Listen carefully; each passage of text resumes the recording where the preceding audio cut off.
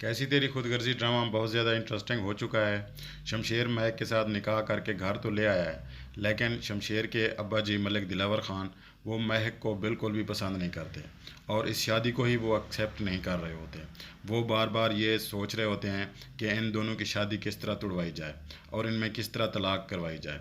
वो महक के अब्बू को भी कॉल करके बुला के उसे भी कहते हैं कि तुम अपनी बेटी को फोर्स करो, वो मेरे बेटे से खुला ले ले। अगर ये ऐसा नहीं करती तो मैं फिर तुम्हारा और तुम्हारे घर का वो हाल करूँगा जो तुम सोच भी नहीं सकते। अब शमशेर बहुत ज़्यादा प्यार करता होता है महक के साथ। वो महक का दिल जीतने के लिए बहुत कोशिश कर रहा होता है, उसे शॉपिंग करने के लिए ले जाता है, उसे प्यार से पेश आने की कोशिश करता है कि किसी ना किसी तरीके से महक मेरे साथ प्यार करने लग जाए।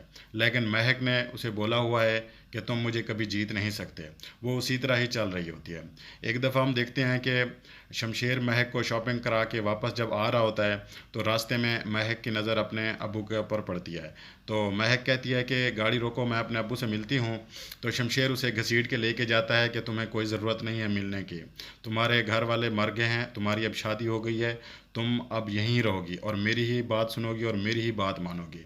तो दूसरी तरफ महक के अब्बू को जब पता चलता है कि शमशेर ने मेरी बेटी को मेरे से मिलने ही नहीं दिया, तो उसको हार्ट अटैक आ जाता है और वो एमरजेंसी में उसको हॉस्पिटल शिफ्ट कर देते हैं।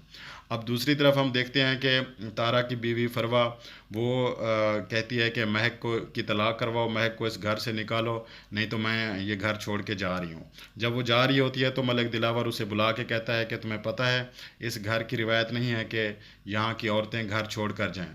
और फरवा कुछ बोलने लगती है तो मलिक दिलावर उसे डांट कर कहते हैं कि चुप, जो कुछ मैं कह रहा हूँ वही सुनो और तुम कोई बात नहीं करोगे।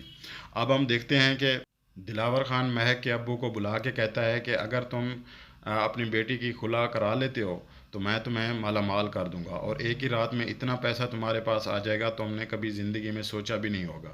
लेकिन अगर तुम ये नहीं करा सकते, अगर तुम ये नाकाम हो जाते हो तो आगे फिर जो भी अंजाम होगा उसके लिए तैयार रहो। मैं तुम्हें पहले से ही बता रहा हूँ, मैं अब चुप नहीं रहूँगा, मैं वो हाल करूँगा जो तुम याद रखोगे कि तुम्हारे साथ होता क्या है। अब तुम्हारी मर्ज़ी है, जो कुछ करना है वो तुमने करना है।